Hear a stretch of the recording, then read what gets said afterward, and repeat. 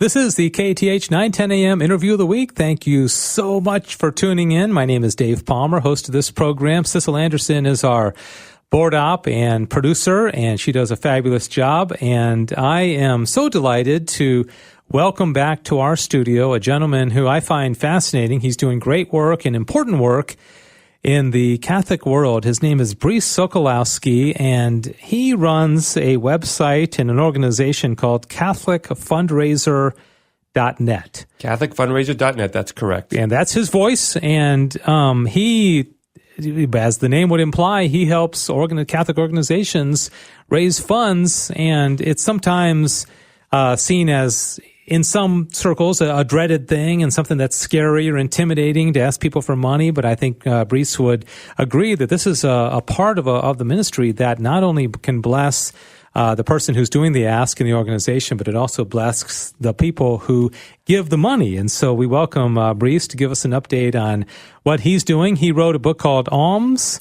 That's correct. He's got another book coming out next month called Pray, Pray, Pray, Ask, which we'll talk about as well. So, Brice, thanks for coming by. I'm glad this is kind of, every time you come to the Dallas-Fort Worth area, this is one of your stops, right? Well, Dave, thank you so much for having me on the show. It's always great to come back to pretty much my hometown. We're from the same. We graduated from the same high school, correct? Yeah, I think you were about 10 years before me. No, I'm kidding. I'm an '85 grad. I think you were a few years after that. Just a few. Class of 2000. Okay, 15 years after me. Is that right? Yeah. Okay, So I'm 15 years your senior. Okay, do not forget that, Brice.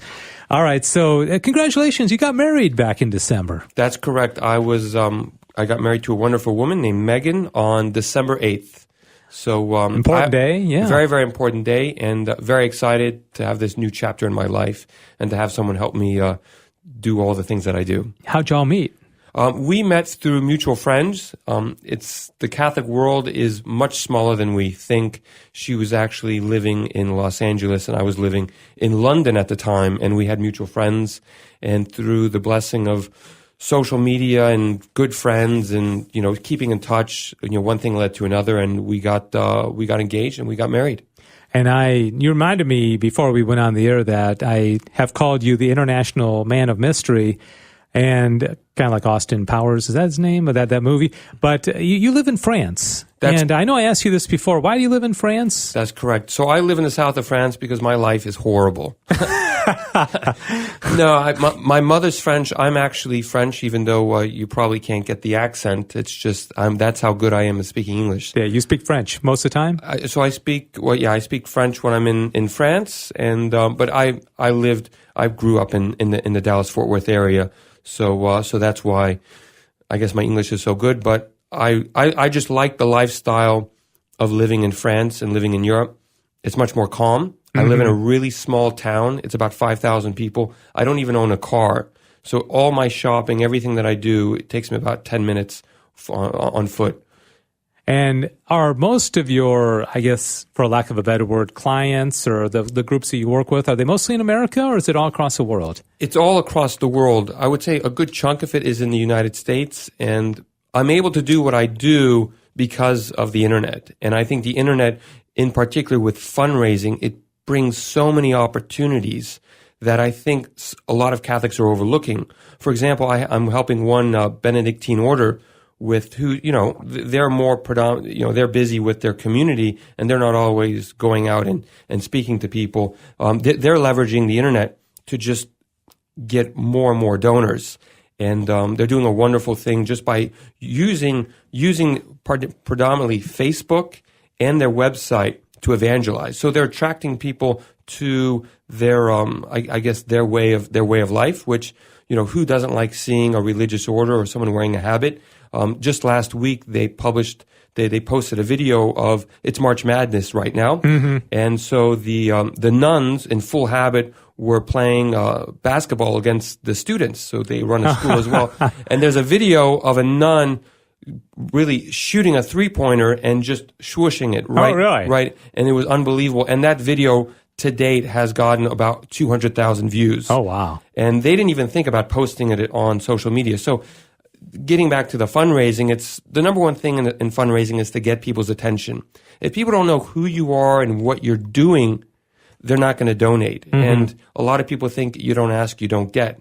Yes and no. If people don't know who you are and what you're doing and how you're changing the community, you can ask all you want, but you're not going to get any donations. Yeah, you bring a good point. You got to have awareness, and it's still a person to person, ask, and you're getting from people. You're not getting from this is a human endeavor. But at the same time, to your point, it's become a little bit more complicated because there's so many avenues. There's so much social media, and there's a lot of different ways to fundraise. Have you found that has made things more complicated, or just given people more avenues to accomplish their mission of fundraising? Well, you brought a great point before we started this interview that it just seems like there's a lot of competition and there's a lot of different avenues, and fundraising, it's never going to be easy. This is always going to be challenging. Even me, I'm spending my life on helping people to fundraise, and still, when I ask somebody for money, it's difficult.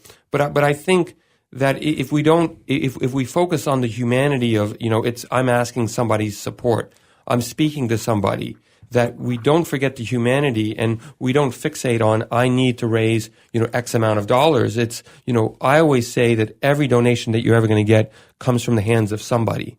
And even if you want to raise $1 million or $10 million or $100 million, all of that money always comes from the hands of people. And therefore, you have to think about, who is God putting in my life? And you have to take this part of your mission extremely, extremely seriously. And you can't forget about it. Brice Sokolowski is my guest. He is the founder of CatholicFundraiser.net. He's from this area, North Texas, but now lives in the south of France. I guess somebody's got to do it, right? That's exactly correct. And he just got married to Megan, his new wife, and so congratulations on that. You and I talked about a number of topics before the program started, and one of them that I was really intrigued by is you talked about some of the saints, in St. Ignatius of Loyola in particular. You told me some of the things involving fundraising that I never knew about him, that we never think of these saints like the founder of the Jesuits ever having to fundraise, but you said that was a big part of his ministry, wasn't it?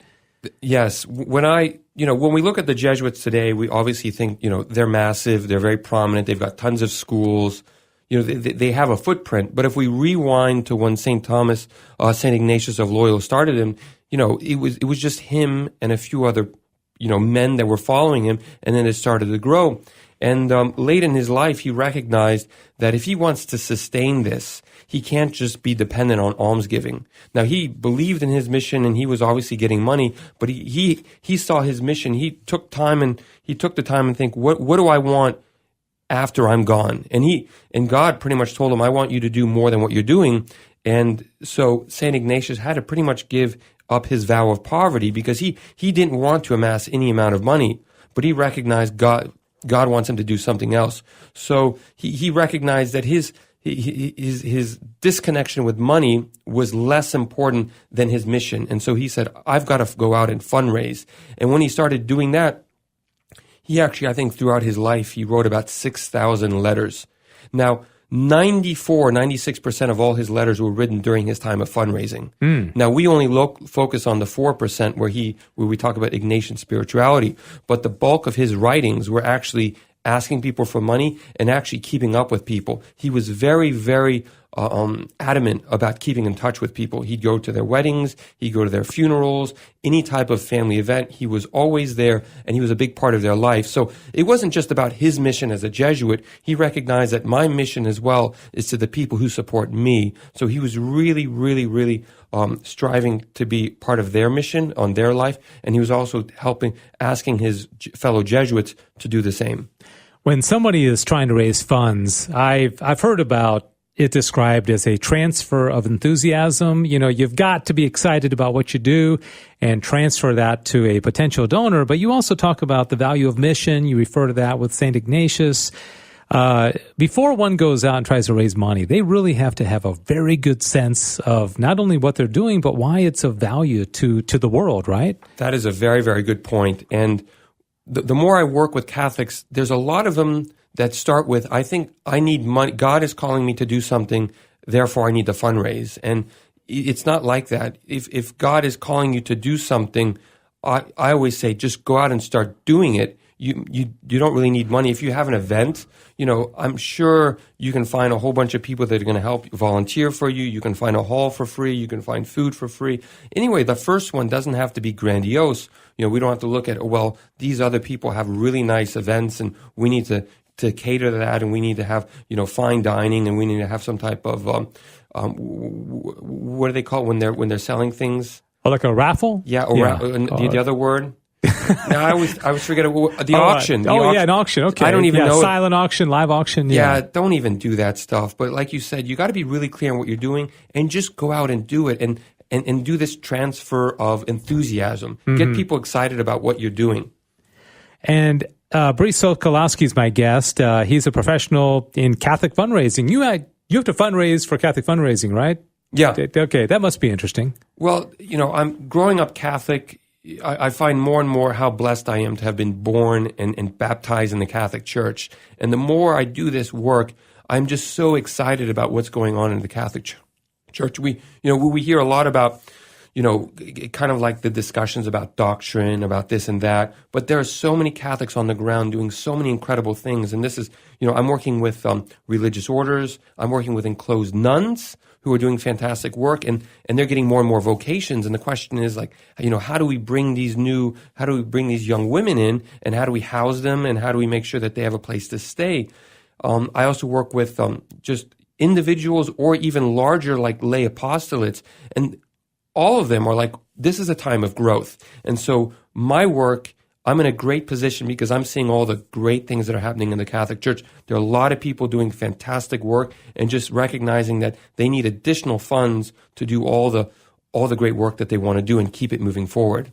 From your experience in working with a lot of different apostolates and different types of work in the church, is there a mistake that you see over and over and over again that groups do, and you say, oh, don't do that? Did anything come to mind like that? Or something that if somebody's starting up a nonprofit and it's just kind of like, I'll make it easy on you, don't do this. Anything come to mind? Or what's a blunder or a mistake that many of these groups would make? The majority of the time is they don't really need a fundraise. Mm-hmm. You don't need a lot of money to do something.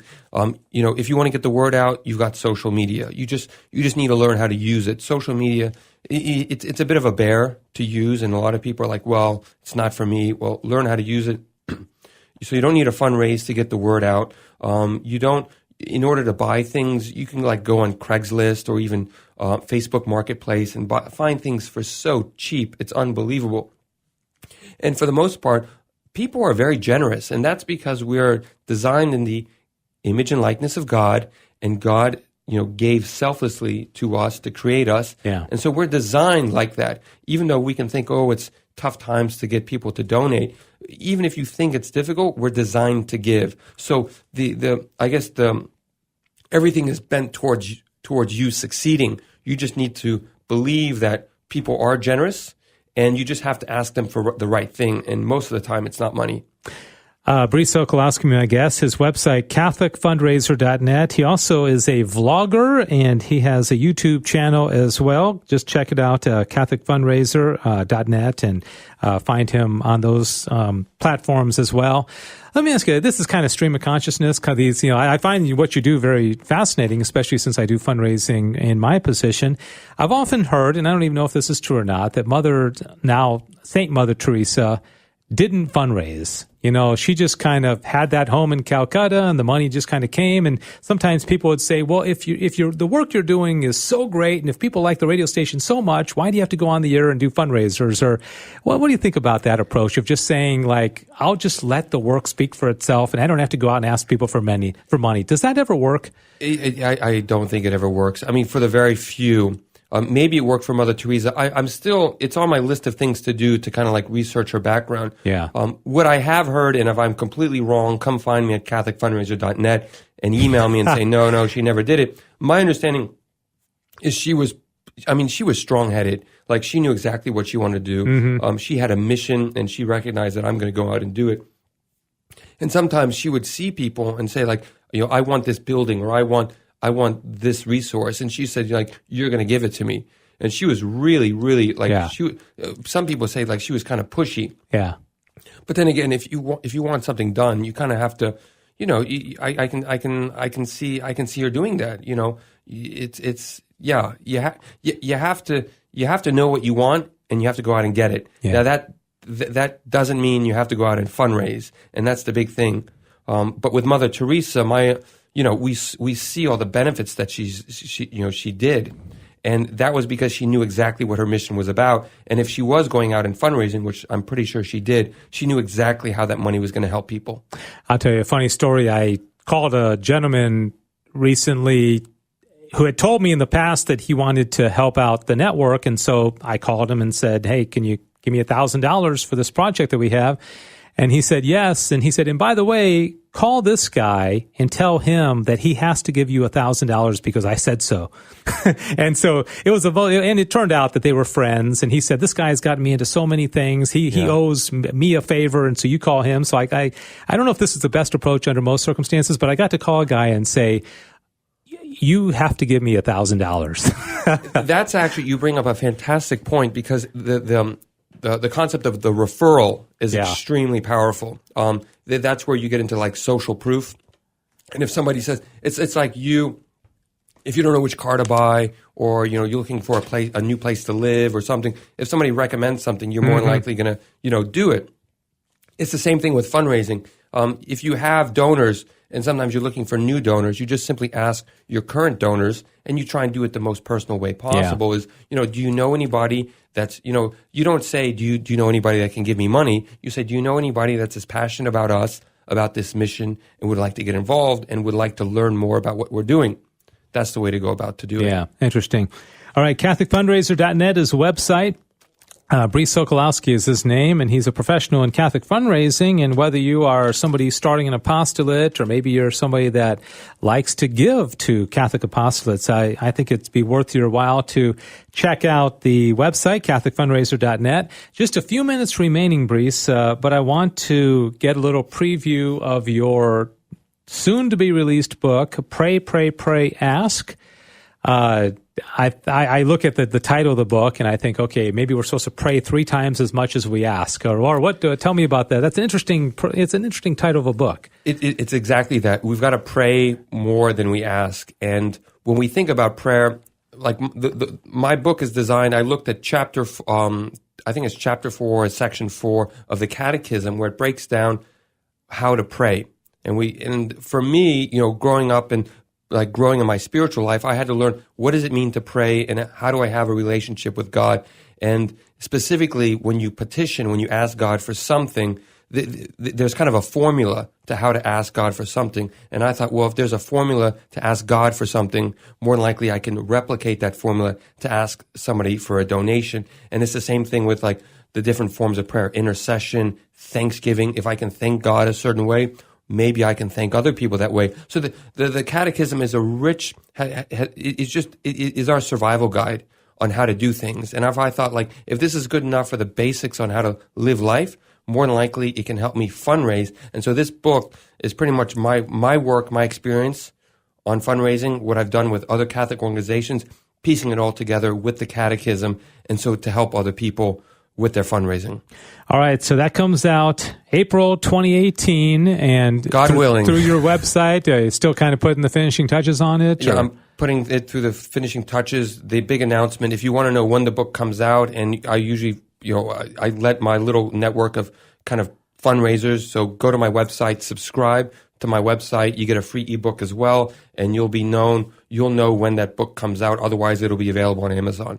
All right, Brice Sokolowski, always good to talk to you and find out what's going on in your life. And, who knows, next time you come, you may have a little baby with you or something. I'll be bringing some kids. Okay, multiple, huh? Who knows? Well, okay, if it's a year from now, you'll have to have twins or triplets or quadruplets. So whatever, God's will be done, right? Amen. All right. Thanks for making this a stop. It's always good to catch up with you. And I do invite everybody that is listening to visit his website, CatholicFundraiser.net, and pre-order or check out a copy of his new book called Pray, Pray, Pray, Ask. And it's due out in April 2018, God willing. So good to see you. And thanks to Sissel Anderson, our board op and production intern. And if you have any ideas of the the topics for this show, give me an email, davepalmer@grnonline.com. And you're recording this, and so how can people watch it? Through the website?